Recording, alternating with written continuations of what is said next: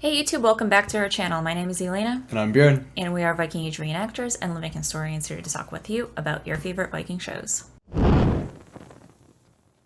We are back with another episode of Vinland Saga. Today we're looking at episode 13.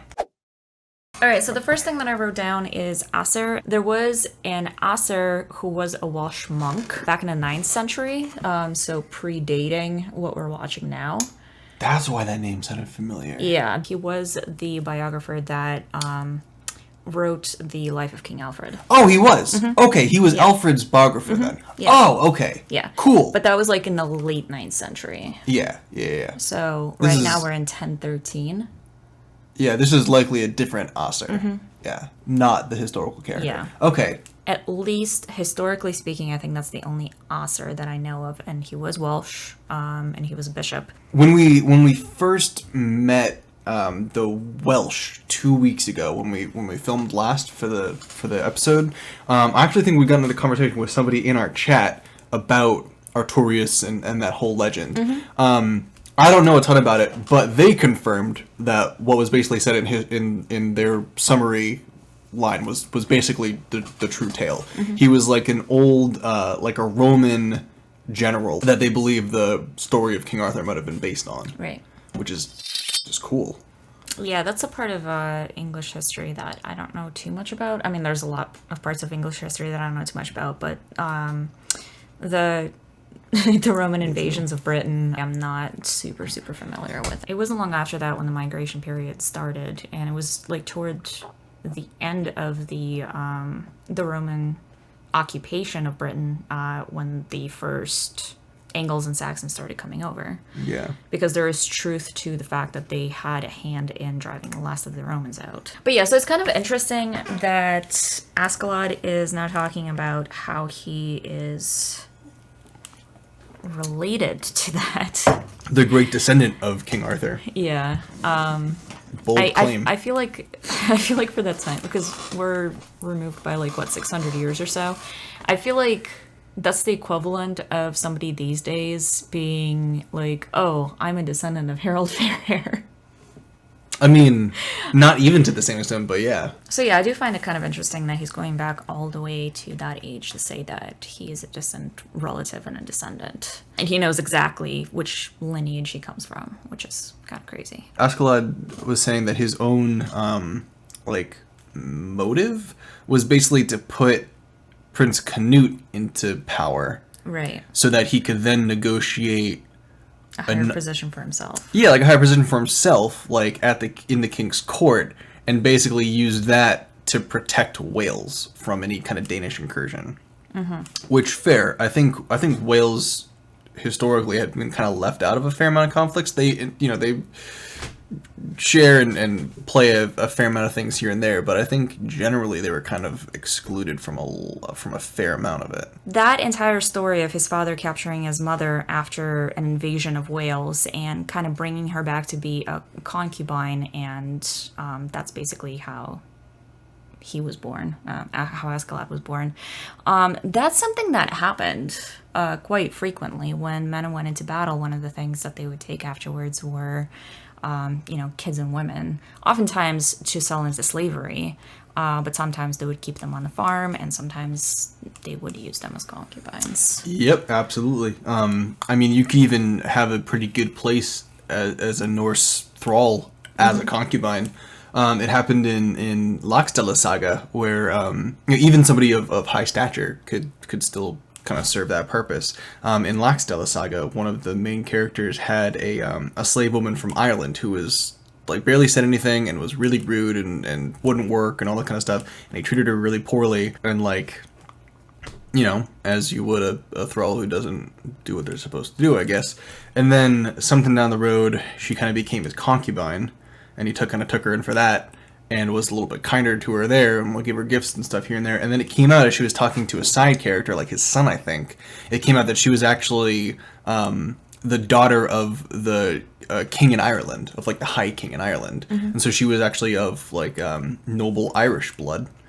And when he found that out, she became his like prized concubine and like threw lavish gifts at her and treated her right and all kinds of things. But yeah, I mean, it's definitely not out of the ordinary or strange to say that, you know, such a high status woman could, you know, fall suit into that. So there was a little bit of mention about Vikings breaking their agreements that they made with the English and breaking their treatises and going in and attacking, even though they weren't supposed to be doing that.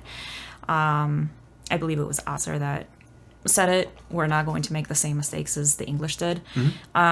That's absolutely fair and absolutely a thing. The English kings did try to, at least in the earlier invasion periods, they tried to buy off the Vikings to get them to leave. They also tried to make a bunch of treatises. Obviously, you know, King Alfred was the one that was the most successful with that. The first one to be decently successful with it and to make an agreement with the Vikings where they got land and Danelaw, and in turn they stopped raiding on Alfred's lands. But of course, after Alfred's death, that kind of broke down. Raiding started up again, and there was a lot of fighting that was going on throughout the couple of centuries that they were there. So that's absolutely a fair thing for Asser to call out as a Welsh person, to be like, we're not going to make the same exact mistake because we know that you guys can't be trusted. Yeah. So I'm just not going to deal with you. Yeah, pretty much. I'm also thinking too, I don't know if there's actually any specific information on this, but this might just be conjecture on my part.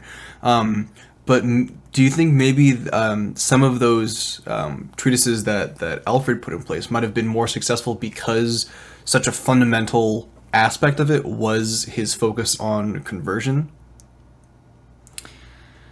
Because I think that was a huge part of Alfred's agreements of trying to find a peace between them, is he'd have some Norse leader get baptized and like become Christian essentially, you know, like he did with Guthrum, which I feel like could have really contributed to them keeping the peace so like fervently, or, you know, like really making large efforts to, rather than just paying somebody off and telling them to leave.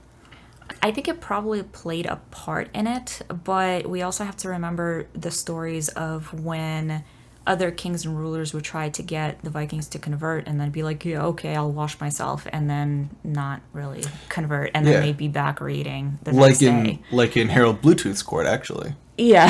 Which is, you know, direct descendants and everything, in terms of that. Yeah.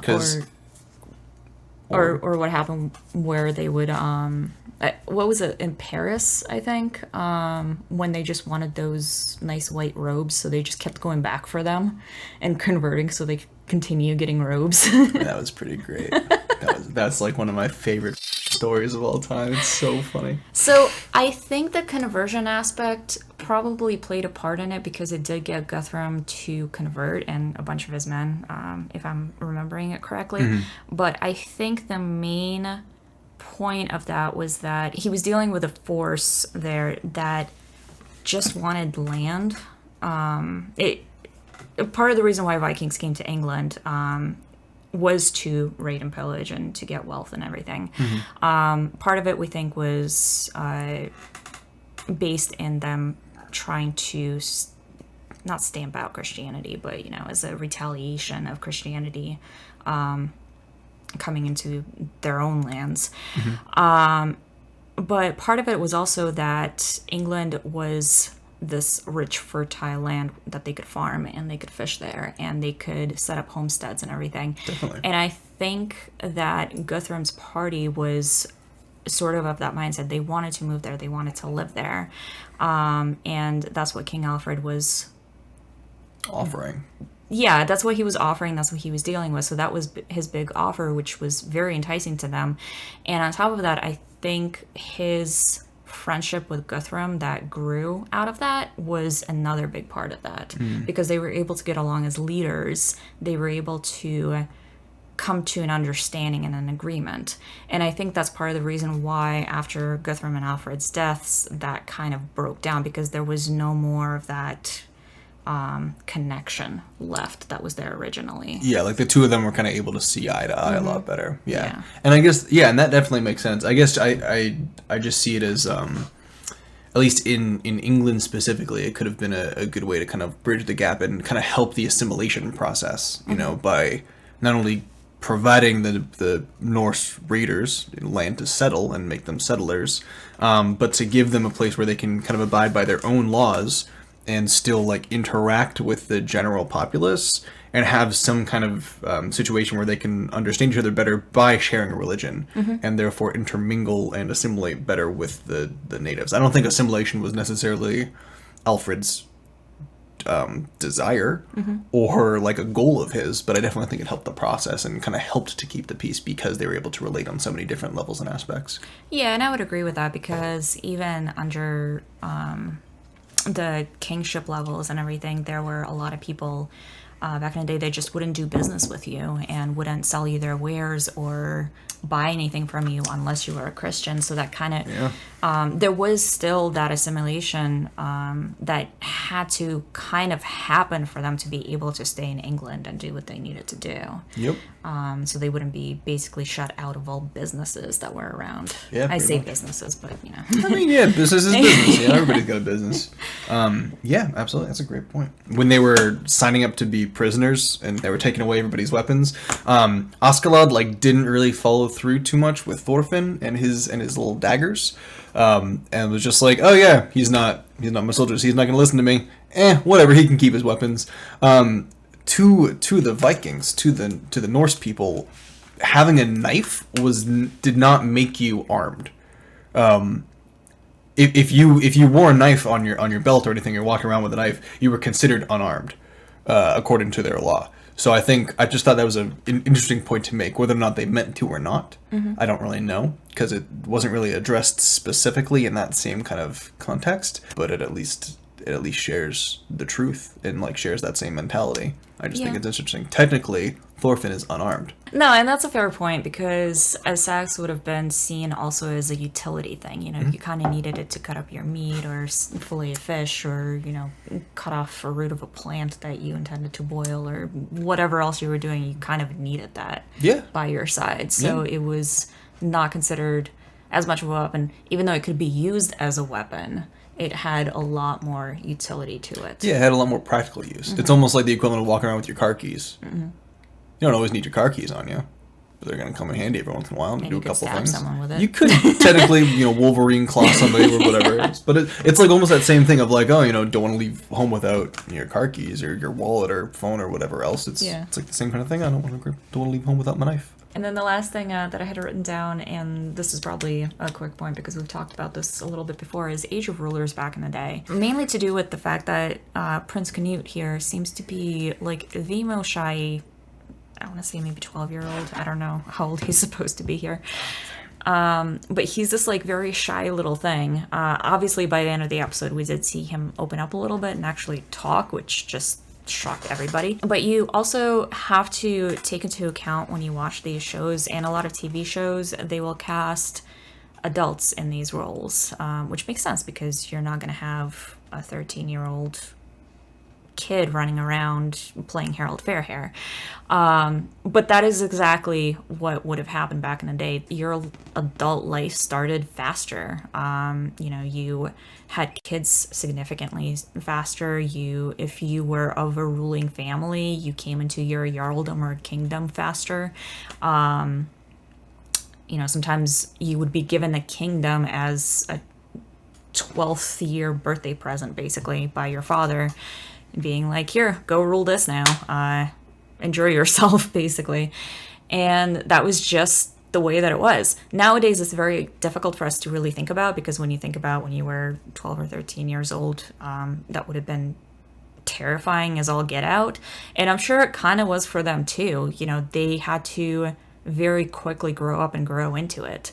Because by the time they were, 40, 50 years old, they would most likely be dead. So the thing about the shorter life expectancies and stuff is kind of a misnomer, because it factors in the average age. And the thing with being born back in the day is that you had a much higher chance to die as a child. That's also true. Drastically, either in childbirth or from some kind of disease or from some little infection or whatever else. And as you got older, the chances of your life expectancy increased dramatically to the point where if you made it to like 10 or 12, you were probably set, barring warfare or plague or whatever else. You know, anything that might also happen, but that could also happen to us nowadays too, you know? But generally around like 10 or 12, you were kind of set and they didn't have to worry about you too much.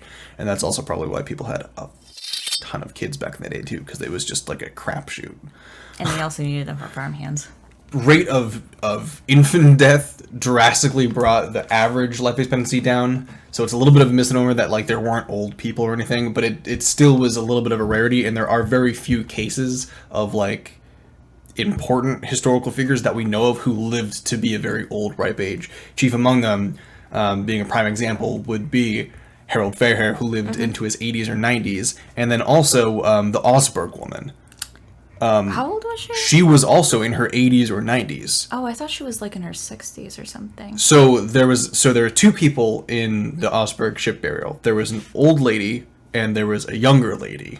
The old lady, I think, was in like her 80s or 90s, and the younger lady was in like her 50s. Oh, I see. Gotcha. Yeah. So by no stretch of the means were either of them young. Throwing that one out there. The last thing I'll say on episode 13 is that I do find it kind of interesting that they're digging deeper into the history, even past the Viking Age, and they're going back to the Roman times, the Roman invasion era, and they're actually retelling bits and pieces of it that, you know, are part of history. So